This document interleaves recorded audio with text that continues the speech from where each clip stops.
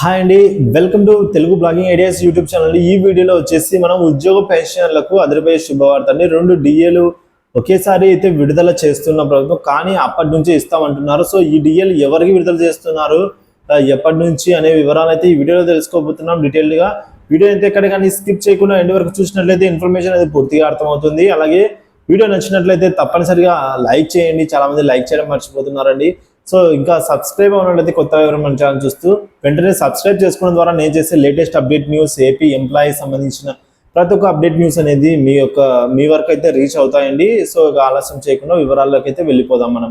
ఇక ఏపీ ఉద్యోగులు పెన్షన్లకు రాష్ట్ర ప్రభుత్వం శుభవార్త చెప్పిందని అయితే చెప్పుకోవచ్చు. వారికి 2 డిఏలను మంజూరు చేసిందండి. ఈ మేరకు ఆర్థిక శాఖ ప్రధాన కార్యదర్శి ఎస్ఎస్ రావత్ శుక్రవారం అయితే ఉత్తర్వులు జారీ చేశారు. గత ఏడాది జనవరి 1 నుండి ఉద్యోగులకు పెన్షన్లకు ఇవ్వవలసిన డిఏ 3.64%, అలాగే గత ఏడాది జూలై 1 నుంచి ఉద్యోగులు పెన్షన్లకు ఇవ్వవలసిన మరొక డిఆర్ వచ్చేసి 3.64% మంజూరు చేస్తూ ఉత్తర్వులు అయితే ఇవ్వడం జరిగిందండి.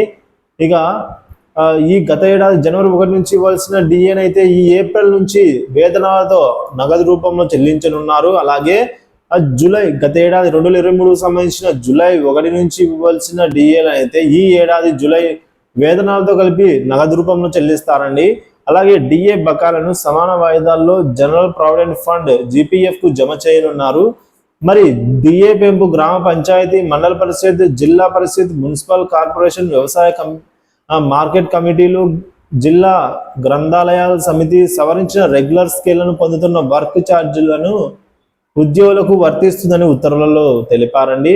ఈ సవరించిన రెగ్యులర్ స్కేల్ను పొందుతున్న aided institution, teaching, non teaching సిబ్బంది, ఎయిడెడ్ పాలిటెక్నిక్ యూనివర్సిటీ సిబ్బందికి, అలాగే ఆచార్య నాగార్జున జి రంగా వ్యవసాయ యూనివర్సిటీకి, జవహర్లాల్ నెహ్రూ టెక్నాలజీ యూనివర్సిటీ జేఎన్టీయూకి, అలాగే డాక్టర్ వైఎస్ఆర్ ఉద్యానవన యూనివర్సిటీ నాన్ టీచింగ్ అలాగే టీచింగ్ సిబ్బందికి డిఏ పెంపు వర్తిస్తుంది అని కూడా ఆ ఉత్తర్వులలో పేర్కొనడం జరిగిందండి. కాబట్టి ఇది ఒక శుభవార్తగా అయితే మనము చెప్పుకోవచ్చు.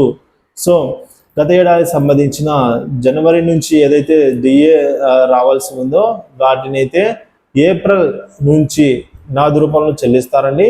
ఇక జూలై సంబంధించిన 2023 డిఏలను అయితే ఇప్పుడు జూలై 1 నుంచి జూలై జీతాలతో పాటు కలిపి అయితే చెల్లిస్తామని తెలపడం పేర్కొన్నారు.